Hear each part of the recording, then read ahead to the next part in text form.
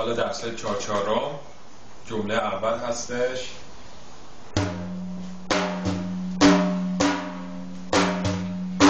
جمله اول هستش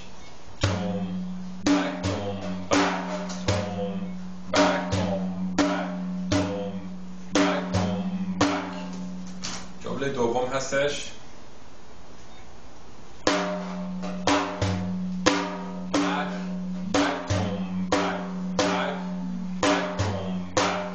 حالا همینو جمله سوم میزنیم ولی چپ به جاش میزنیم. چیکار میکنیم؟ میشه تون چپ تون تون چپ تون تون چپ تون چپ.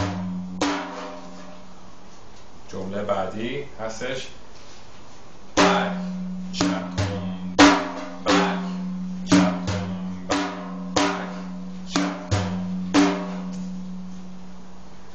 جمله آخری که میخوام امروز بهتون یاد بدم هستش 1 2 3 4 5 6 7 8 9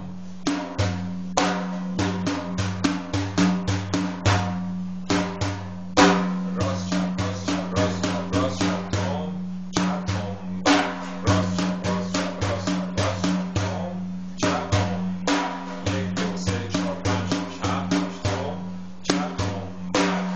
این سه تا رو با هم بس کنیم چی میشه؟